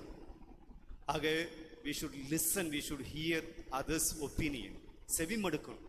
குடும்பத்தில் எடுக்க போகிற ஒரு முடிவு கணவனை மட்டும் பாதிக்க போறது கிடையாது. ஒரு கணவனோ மனைவியோ பிள்ளையோ நீங்கள் எடுக்கக்கூடிய முடிவு தனிப்பட்ட ஒரு நபரை பாதிக்கக்கூடிய முடிவு அல்ல, அது குடும்பத்தை பாதிக்கும். அப்ப குடும்பத்தோடு எடுக்க வேண்டிய ஒரு முடிவை எப்படி நான் தனி மனிதனாக எடுக்க முடியும், தனி மனிதனாக யோசிக்க முடியும்? ஆக பல சமயத்தில் இதுதான் பிரச்சனை. நம்ம குடும்பத்தோடு கூட பேசுவது கிடையாது, அவங்க சொல்றது கூட லிசன் பண்றது கிடையாது. we have our own plan. ஆக அன்னை மரியாள் சொல்கிறார், லிசன், ஜெபம் பண்ணு, ஆண்டவர் சொல்றதை கேளு, அடுத்தவர் சொல்றதை கேளு, லிசன் பண்ணு. Listening is a first technique. prayer is a first technique.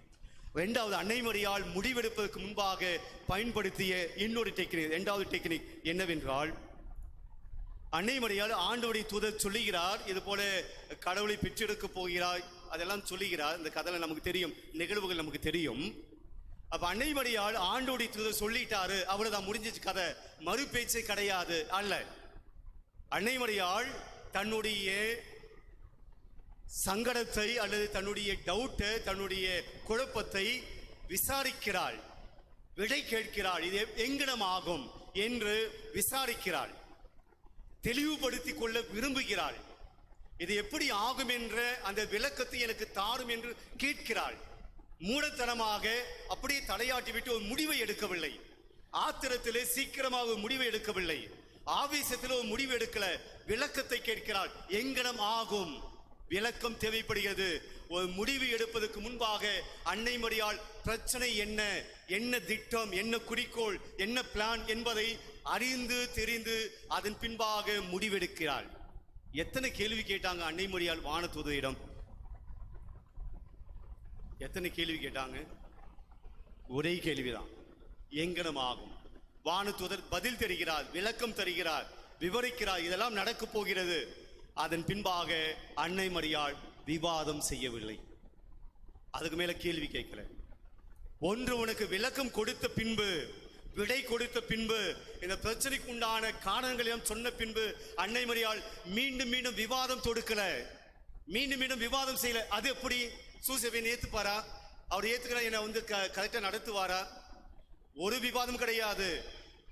விளக்கம் கேட்டால் விளக்கம் கொடுக்கப்படுகிறது, அதன் பின்பாக முடிவெடுக்கிறாள். பிரியமானவர்களே, குடும்பத்தில் முடிவெடுப்பதற்கு முன்பாக விளக்கம் கேட்கலாம், ஆனால் விவாதம் இருக்கக்கூடாது.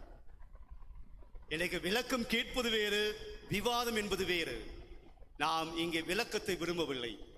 விளக்கம் கொடுக்கிற போது அதை நாம் ஏற்றுக்கொள்வதில்லை, விவாதம் தொடுக்கிறோம். ஏனென்றால் நான் சொல்லதான் கரெக்ட், நான் சொல்லதான் சரி. விவாதங்களாக மாறிக்கொண்டிருக்கின்றன. விவாதங்களில் நீங்கள் ஒருபோதும் முடிவுகள் எடுக்க முடியாது. ஏனென்றால் அவரவர் முடிவுகளிலே அவரவர் நிற்பார்கள். ஆக விவாதங்களை விட்டுவிட்டு அன்னை மரியாள் விளக்கத்தை கேட்டாலே அந்த விளக்கத்தை கேட்ட பின்பு சரி என்றால் ஏற்று போய்கொண்டே இருக்கிறாள் அன்னை மரியாள். அது பின்னாடி மறுபேச்சு கிடையாது, விவாதம் கிடையாது. இன்னைக்கு நம்முடைய குடும்பங்களில் எடுக்கப்படுகிற முடிவுகளுக்கு மிகப்பெரிய பிரச்சனை என்றால் விவாதங்கள் தான். விவாதம். நான் பிடிச்ச முயலுக்கு பிடிச்சிருக்கீங்களா? பிடிக்காம எப்படி சொல்லிருக்கிறீங்க? 3 கால். ஓகே, அது பழமொழி. நாம் அதிலேயே இருக்கிறோம். ஆக அன்னை மரியாள் பயன்படுத்திய டெக்னிக், விவாதங்களை அவள் தேடவில்லை, விளக்கத்தை தேடினாள்.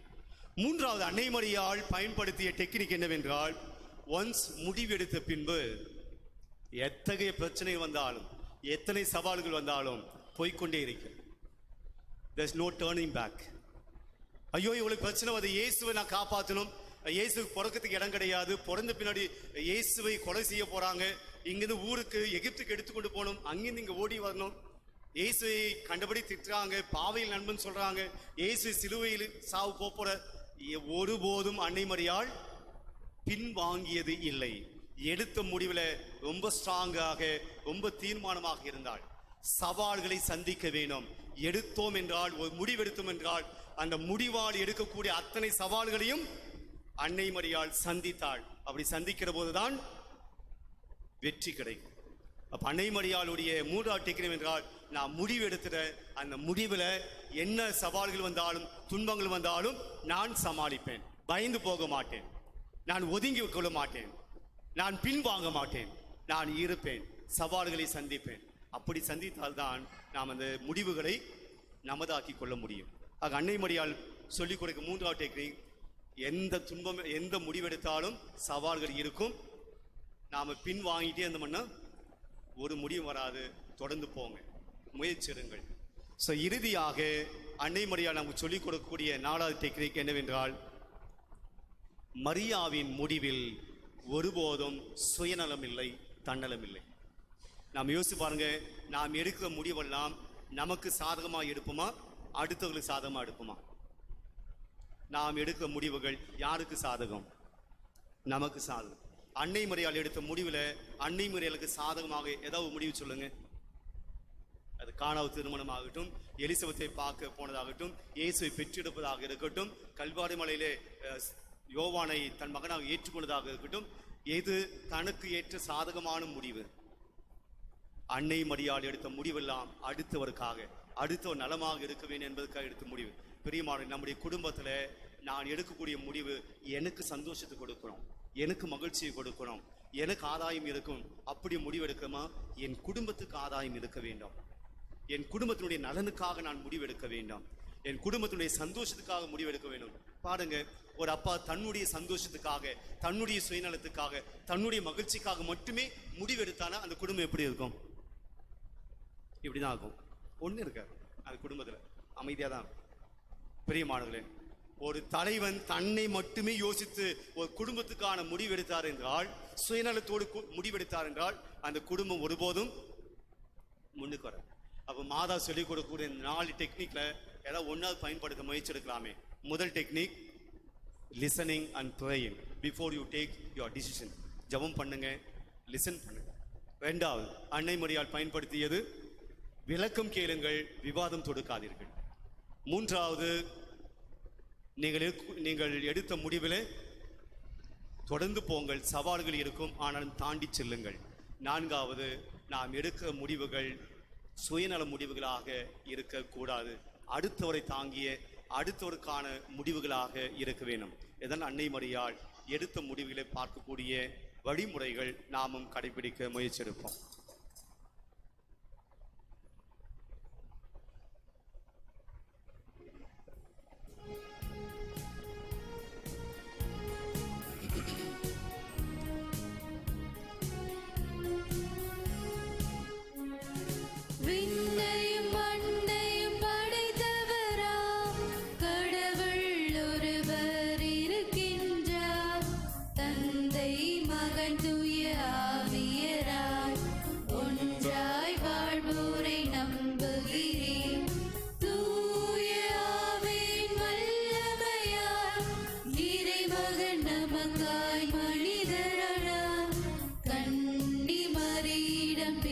ஆண்டவராம் இயேசுவை உறுதியாய் நம்புகிறேன். பிலாத்துவின் ஆட்சியில் பாடுபட்டார், சிலுவையில் இறந்து அடக்கப்பட்டார், மூன்றாம் நாளில் உயிர்த்தெழுந்தார், இறப்பின் மீது வெற்றி கொண்டார். விண்ணகம் வாழும் தந்தையிடம் அரியணை கொண்டு இருக்கின்றார். உலகம் முடியும் காலத்திலே நடுவராய் திரும்பவும் வந்திடுவார். தூய ஆவியாரை நம்புகிறேன், பாரிடல் அவர் துணை வேண்டுகிறேன். பாவ மன்னிப்பில் தூய்மை பெற்று பரிகார வாழ்வில் நிலைத்திடுவேன். திரு அவை உரைப்பதை நம்புகிறேன், புனிதர்கள் உறவை நம்புகிறேன். உடலின் உயிர்ப்பை நிலை வாழ்வை உறுதியுடனே நம்புகிறேன். ஆமென். நமது தேவைகளுக்காக மன்றாடுவோம். நீர் அழைத்தோரை உமக்கு ஏற்புடையவராக்கி ஆட்சியில் பங்கு பெற செய்த தந்தையே இறைவா, நீர் பெயர் சொல்லி அழைத்து அபிஷேகம் செய்துள்ள எம் திருத்தந்தை, ஆயர்கள், குருக்கள், இருபால் துறவிகள் அனைவரும் ஞானத்தோடு பணியாற்றவும், உமது திருச்சட்டத்தின் மீது மிகுந்த பற்று கொண்டு வாழவும், திருச்சபையை கட்டி எழுப்பவும் தேவையான அருளையும் ஆற்றலையும் தந்து வழிநடத்த வேண்டுமென இறைவா உம்மை மன்றாடுகின்றோம். ஆண்டவரே, எங்கள் மன்றாட்டை கேட்டருளும். அரசருக்கெல்லாம் அரசரான எம் இறைவா, உலக நாடுகளிடையே சமாதானமும் அமைதியும் நிலைத்திருக்கவும், ஆட்சியாளர்களால் எடுக்கப்படும் தவறான முடிவுகளால் நிலவும் போரினால் இழப்புகள் ஏற்படுவது தவிர்க்கப்படவும், பொருளாதார சீர்கேடுகள் சரி செய்யப்படவும், மக்கள் மகிழ்ச்சியுடனும் வளமுடனும் வாழ தேவையான அருளை தர வேண்டுமென இறைவா உம்மை மன்றாடுகின்றோம். ஆண்டவரே, எங்கள் மன்றாட்டை கேட்டருளும். எம்மோடு என்றும் பயணிக்கும் எம் இறைவா, எங்கள் வாழ்க்கையில் வருகின்ற எல்லா சூழ்நிலைகளிலும் நாங்கள் களங்கமில்லா அன்பை எங்கள் குடும்பங்களிலும் நாங்கள் வாழ்கின்ற சமுதாயத்திலும் விதைத்து புதியதொரு விண்ணகத்தை இவ்வையகத்திலே கண்டு மகிழ தேவையான அருள் தர வேண்டுமென்று இறைவா உம்மை மன்றாடுகிறோம். ஆண்டவரே, எங்கள் மன்றாட்டை கேட்டருளும். நம்முடைய தனிப்பட்ட தேவைகளுக்காக செபிப்போம்.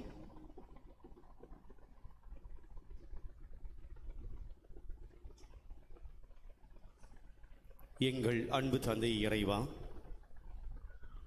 இன்றைய சிந்தனையின் வழியாக நீர் எங்களுக்கு தந்திருக்கிற அன்னை மரியாவினுடைய முடிவெடுக்கக்கூடிய பண்புகளை நாங்கள் எங்கள் மனதிலே வைத்து எங்கள் வாழ்க்கையில் நாங்கள் சரியான முடிவுகளை எடுக்கவும், அதன்படியாக சரியான குடும்பத்தை அமைத்து கொள்ளவும் எங்களுக்கு வரம் தாரும். என்னுடைய குடும்பங்களில் இருக்கிற அழுகை, துன்பம், துயரம், சாவு இவை அனைத்தும் மறைந்து புதிய குடும்பமாய் நாங்கள் வாழ முடியாதலை தாரும். எங்கள் ஆண்டவர் இயேசு கிறிஸ்து வழியாக உம்மை மன்றாடுகின்றோம். ஆமென்.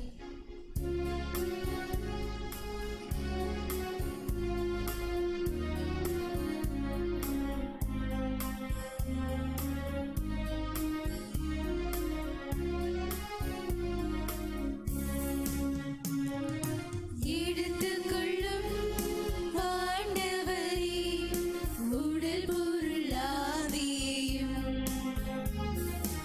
எடுத்துக்கொள்ளும் ஆண்டவரே, எடுத்துக்கொள்ளும் ஆண்டவரே, உடல் பொருள் ஆவியையும். எடுத்துக்கொள்ளும் ஆண்டவரே.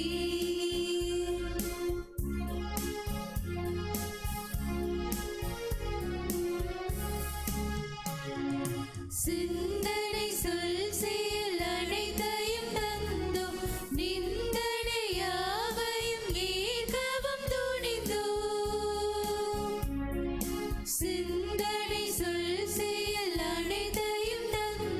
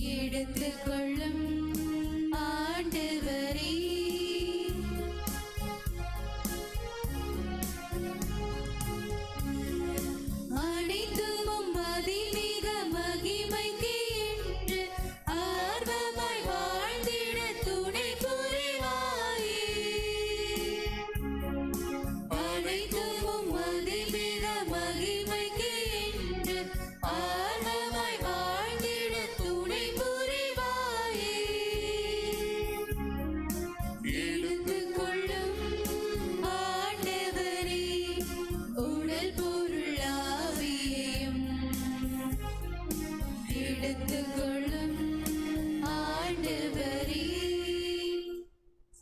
சகோதர சகோதரி, என்னுடையதும் உங்களுடையதுமான இப்பலி எல்லாம் உள்ள தந்தையாகிய இறைவனுக்கு ஏற்றதாகும்படி மன்றாடுங்கள். ஆண்டவர் தமது பெயரின் புகழ்ச்சிக்காகவும் மாட்சிக்காகவும் நமது நன்மைக்காகவும் புனித திரு அவை அனைத்து நலனுக்காகவும் உமது கையிலின்றி பலியை ஏற்றுக்கொள்வாராக. இறைவா, இந்த பலியின் வணக்கத்துக்குரிய பரிமாற்றத்தால் எங்களை உமது உன்னதமான ஒரே இறையியல்பில் பங்கு பெற செய்ய உம்மை வேண்டுகின்றோம். அதனால் உமது உண்மையை அறிந்து கொண்ட நாங்கள் அதை தகுதியான செயல்களால் எமதாக்கிக் கொள்வோமாக. எங்கள் ஆண்டவர் இயேசு கிறிஸ்து வழியாக உம்மை மன்றாடுகின்றோம்.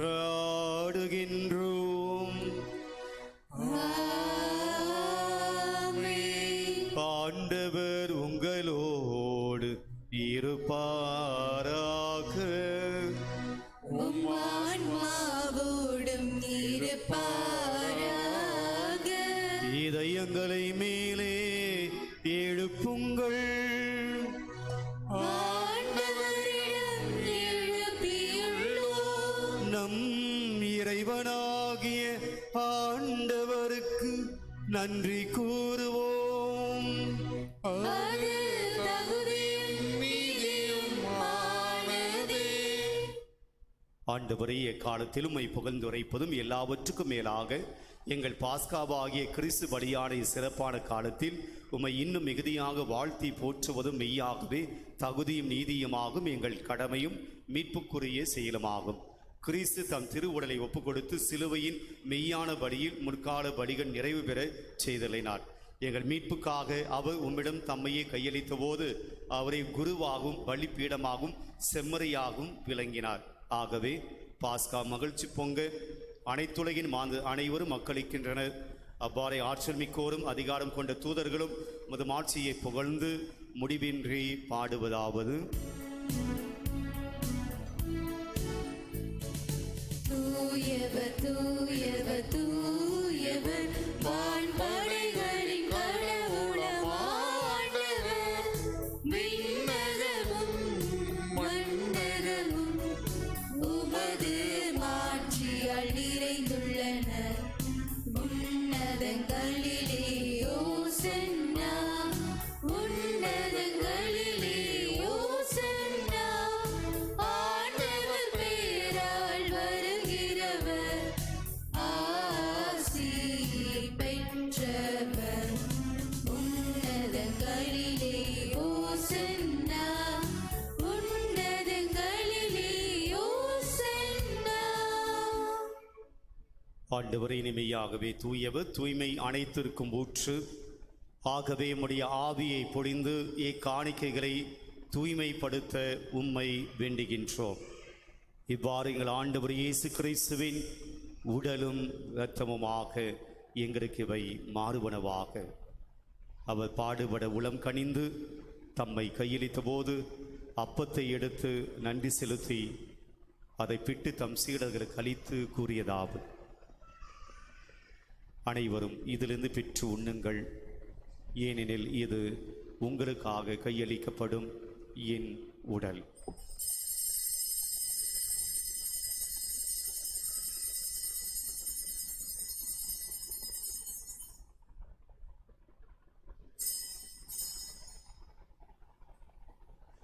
அவ்வண்ணமே இரவு விருந்தை அருந்திய பின் கிண்ணத்தையும் எடுத்து மீண்டும் உமக்கு நன்றி கூறி தம் சீடர்களுக்கு அளித்து அவர் கூறியதாவது: அனைவரும் இதிலிருந்து பெற்று பருகுங்கள், ஏனெனில் இது புதிய நிலையான உடன்படிக்கைக்குரிய என் இரத்தத்தின் கிண்ணம்.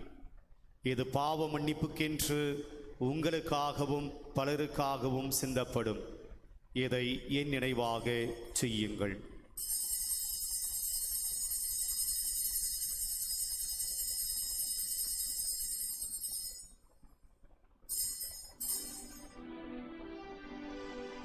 நம்பிக்கையின் மறை பொருள் ஆண்டவரே, நீர் வருமளவும் உமது இறப்பினை அறிக்கையிடுகின்றோம். உமது உயிர்ப்பினையும் எடுத்துரைக்கின்றோம். ஆகவே ஆண்டவரே, நாங்கள் கிறிஸ்துவின் இறப்பினையும் உயிர்ப்பினை நினைவு கூர்ந்து வாழ்வு தரும் அப்பத்தையும் மீட்பளிக்கும் கிண்ணத்தையும் உமக்கு ஒப்புக் கொடுக்கின்றோம். உம் திருமுன்னின்று உமக்கு ஊழியம் புரிய தகுந்தவர்கள் எங்களை ஏற்றுக்கொண்டீர். எனவே உமக்கு நன்றி செலுத்துகின்றோம். மேலும் கிறிஸ்துவின் உடலிலும் இரத்தத்திலும் பங்கு கொள்ளும் எங்களை தூய ஆவியார் ஒன்று சேர்க்க வேண்டுமென உம்மை தாழ்மையுடன் மன்றாடுகின்றோம். ஆண்டவரை, உலகெங்கும் பரவி இருக்கும் இந்த திரு அவையை நினைவு கூர்ந்தருளும். எங்கள் திருத்தந்தை பிரான்சிஸ், எங்கள் ஆய நீதிநாதன், எல்லா திருடரினராகிய அனைவரோடும் அது திரு அவை அன்பில் நிறைவு பெற செய்தருளும். மேலும் உயிர்த்தெழுமது நோக்குடன் தொழில் கொள்ளும் எங்கள் சகோதரர் சகோதரிகளையும் இருந்தோர் அனைவரையும் இரக்கத்துடன் நினைவு கூர்ந்து உமது திருமுகவலியினுள் ஏற்றருளும். எங்கள் அனைவர் மீது இரக்கமாயிரும். கடவுளின் கன்னித்தாயான புனித மரியா, அவருடைய கணவரான புனித யோசேப்பு, புனித திருத்தூதர்கள், இவ்வுலகில் உமக்கு உகந்தவராய் இருந்தோர் ஆகிய புனிதர் அனைவருடனும் நாங்கள் இலை வாழ்வில் பங்கு கொள்ளும் தகுதி பெற்று ஓம் திருமகன் இயேசு கிறிஸ்து வழியாக உம்மை புகழ்ந்தீட்டு வரமருள உம்மை மன்றாடுகிறோம்.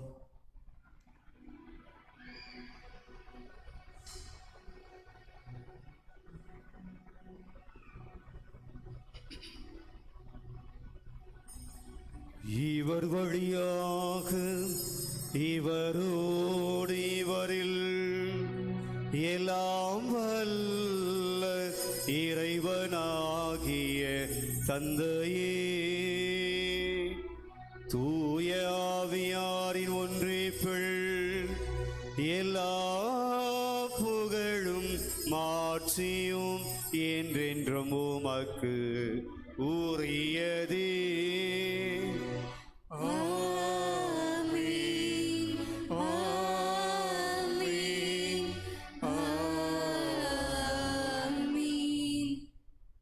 மீட்பரின் கட்டளையால் கற்பிக்கப்பட்டு இறை படிப்பினையால் பயிற்சி பெற்ற நாம் துணிந்து சொல்வோம். விண்ணுலகில் இருக்கின்ற எங்கள் தந்தையே, உமது பெயர் தூயது என போற்ற பெறுக. உமது ஆட்சி வருக. உமது திருவுளம் விண்ணுலகில் நிறைவேறுவது போல மண்ணுலகிலும் நிறைவேறுக. எங்கள் அன்றாட உணவை இன்று எங்களுக்கு தாரும். எங்களுக்கு எதிராக குற்றம் செய்வோரை நாங்கள் மன்னிப்பது போல எங்கள் குற்றங்களை மன்னியும். எங்களை சோதனைக்குட்படுத்தாதேயும், தீமையிலிருந்து எங்களை விடுவித்தருளும். ஆண்டவரே, தீமை அனைத்திலிருந்தும் எங்களை விடுவித்து எங்கள் வாழ்நாளில் அமைதியை கனிவுடன் அதில் உம்மை மன்றாடுகின்றோம். உமது இரக்கத்தின் உதவியால் நாங்கள் பாவத்திலிருந்து எப்போதும் விடுதலை பெற்று யாதொரு கலக்கமுமின்றி நலமாய் இருப்போமாக. நாங்கள் எதிர்நோக்கி இருக்கும் பேரின்பத்திற்காகவும் என் மீட்பராகிய இயேசு கிறிஸ்துவின் வருகைக்காகவும் காத்திருக்கின்றோம். ஏனெனில் ஆட்சியும் வல்லமையும் மாற்றியும் என்றென்றும் உமதே. ஆண்டவரே இயேசு கிறிஸ்துவே, அமைதியை உங்களுக்கு விட்டுச் செல்கிறேன், என் அமைதியை உங்களுக்கு அளிக்கிறேன் என்று உம்முடைய திருத்தூதர்களுக்கு மொழிந்தீரேன். எங்கள் பாவங்களை பாராமல் உமது திரு அவையின் நம்பிக்கையை கண்ணோக்கி உமது திருவுலத்திற்கு ஏற்ப அதுக்கு அமைதியையும் ஒற்றுமையும் அளித்தல்வீராக. என்றென்றும் வாழ்ந்து ஆட்சி செய்கின்றவர் நீரே. ஆமென். ஆண்டவருடைய அமைதி உங்களோடு என்றும் இருப்பதாக. உம் ஆன்மாவோடும் இருப்பதாக. ஒருவருக்கொருவர் அமைதியை பகிர்ந்து கொள்வோம்.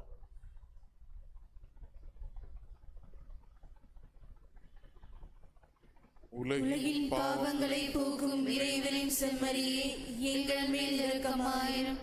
உலகின் பாவங்களை போக்கும் இறைவனின் செம்மறியே, எங்கள் மேல் இரக்கமாயிரும். உலகின் பாவங்களை போக்கும் இறைவனின் செம்மறியே, எங்களுக்கு அமைதியை அளித்தருளும். இதோ நமது ஆண்டவர் இயேசு உலகின் பாவங்களை போக்குகின்றவர்.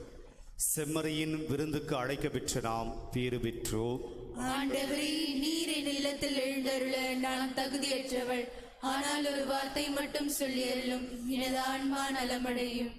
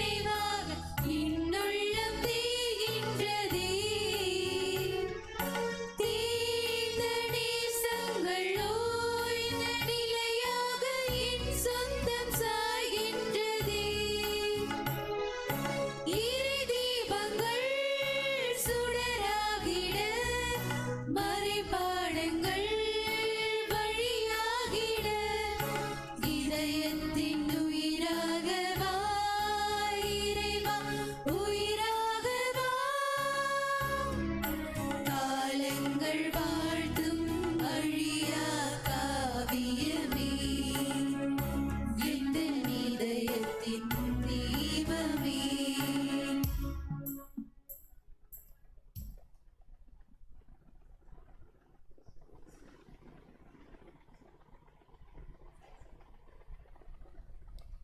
வணக்க மாதத்தினுடைய 15ஆம் நாள் இன்றைய வழிபாடுகளை சிறப்பித்து தந்திருக்கிற அன்னையினுடைய திருத்தேரை அலங்கரித்து திருஜெபமாலை வழிநடத்தியிருக்கிற புனித மத்தேயு அன்பியம் இறை மக்களுக்கும் அவர்களை வழிநடத்தி வருகிற பங்கு பேரவை உறுப்பினர் அன்பிய பொறுப்பாளர்கள் அனைவருக்கும் மனமார்ந்த நன்றிகளையும் பாராட்டுகளையும் தெரிவித்துக் கொள்கிறோம்.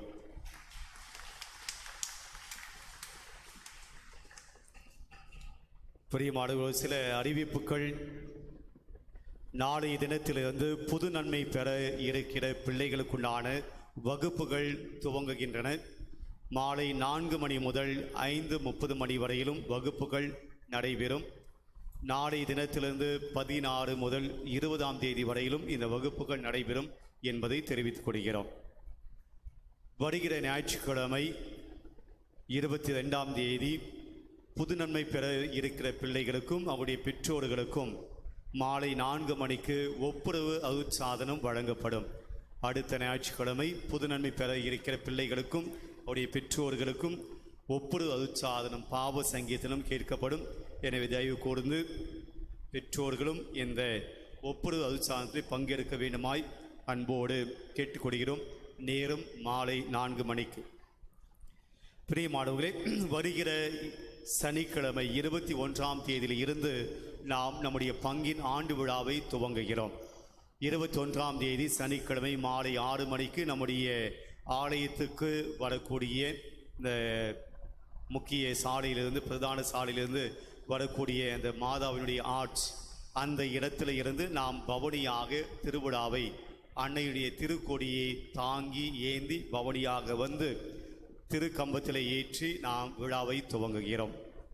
எனவே அந்த நாளில் நீங்கள் அனைவரும் அன்னையுடைய திருக்கொடி திருப்படியில் பங்கேற்க உங்களை அன்போடு அழைக்கிறோம். இந்த 4 நாட்கள் 21, 22, 23, 24 இந்த விழா நாட்களிலே பங்கு மக்களாகிய நீங்கள் அனைவரும் இந்த மாலையிலே திருப்படியிலே வழிபாடுகளே பங்கேற்க வேண்டும் என்பது என்னுடைய தாழ்மையான எளிமையான வேண்டுகோள்.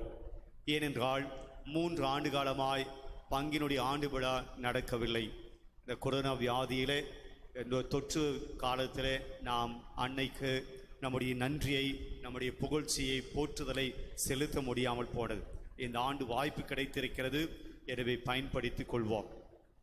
4 நாட்களிலும் எல்லோரும் வர வேண்டும் என்பதுதான் என்னுடைய பணிவான வேண்டுகோள். இந்த திருவிழாவுக்குண்டான அழைப்பிதழ் உங்களுடைய அன்பிய பொறுப்பாளர்களிடம் கொடுக்கப்பட்டிருக்கிறது. அவர்கள் உங்களுக்கு வழங்கியிருப்பார்கள். ஒருவேளை இன்னும் உங்களுடைய கைக்கு வராமல் இருந்தால் பங்கு அலுவலகத்திலே நீங்கள் பெற்றுக்கொள்ளலாம் என்று அன்போடு கேட்டுக்கொள்கிறோம்.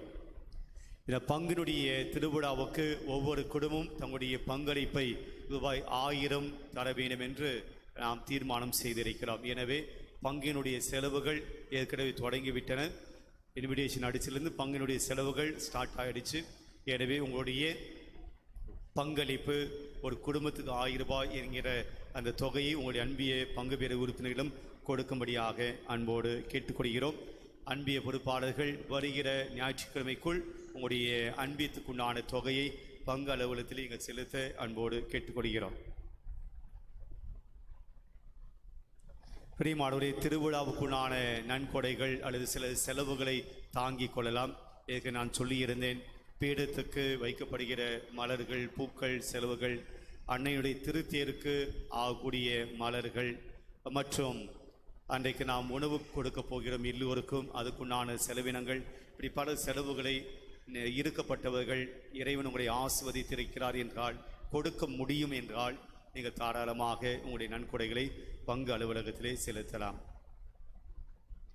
இப்போது குடும்பத்தினுடைய விவரங்கள் சரி பார்க்கப்படுகின்றன. நம்முடைய பங்கில் எத்தனை குடும்பங்கள் இருக்கின்றன, ஒவ்வொரு குடும்பத்திலே எத்தனை பேர் இருக்கிறார்கள், இந்த ஏற்கனவே எடுத்த விவரங்களும் இப்போது இருக்கிற சூழ்நிலும் ஒன்றாக இருக்கிறதா.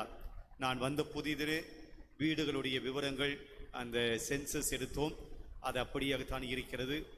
6 ஆண்டுகள் கழித்து நாம் இப்போதுதான் அதை சரிப்படுத்துகிறோம். நம்முடைய குடும்பத்தில் திருமணம் ஆகியிருக்கலாம், குழந்தை பேறு கிடைத்திருக்கலாம், குழந்தை பெற்றிருக்கலாம், அல்லது இறப்புகள் நடந்திருக்கலாம், அல்லது விலாசம் மாறி போயிருக்கலாம், என் பங்கே மாறி போயிருக்கலாம். அப்போ அத்தனை விஷயங்களும் மாற்றப்பட வேண்டியவை, சரிப்படுத்தப்பட வேண்டியவை. என்னுடைய அன்பிய பொறுப்பாக உங்களை அணுகி இருப்பார்கள். சரியான விவரங்களை தந்து உதவி செய்யும்படியாக கேட்டுக்கொள்கிறோம். வருகிற ஞாயிற்றுக்கிழமை நாம் ஏற்கனவே விழாவை தொடங்கியிருப்பதால் சனிக்கிழமை விழாவை தொடங்கியிருப்போம். எனவே ஞாயிற்றுக்கிழமை காலையில் நடைபெறுகிற எந்த திருப்பலியும் நடைபெறாது. நான் ஆங்கில திருப்பலியிலே இதை நான் அறிவிக்கவில்லை. ஒருவேளையுடைய சொந்தக்காரர்கள் ஆங்கில திருப்பலிக்கு வந்திருந்தால் தயவு செய்து சொல்லிவிடுங்கள். ஆங்கில திருப்பலியும் இருக்காது, 8 மணி 11 மணி திருப்பலியும் இருக்காது. மாலை திருப்பலி மட்டுமே நடைபெறும். காரணம், எல்லோருமே ஒரு பங்கு குடும்பமாக இந்த விழாவை சிறப்பிக்க வேண்டும் என்ற காரணத்தினால் மட்டுமே. எனவே அடுத்த ஞாயிற்றுக்கிழமை 3 திருப்பலிகளும் இருக்காது என்பதை தெரிவித்துக் கொள்கிறோம்.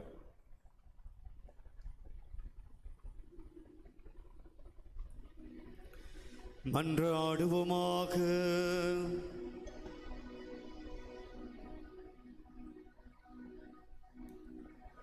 ஆண்டவரே, விண்ணக மறை நிகழ்வுகளால் நீர் நிறைவு செய்து உம்முடைய மக்களுடன் கனிவாய் தங்கியிருக்க உம்மை வேண்டுகின்றோம்.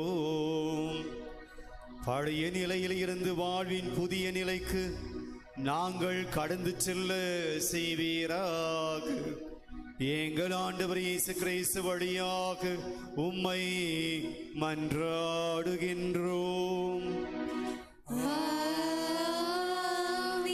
ஆண்டவர் உங்களோடு இருப்பாராக.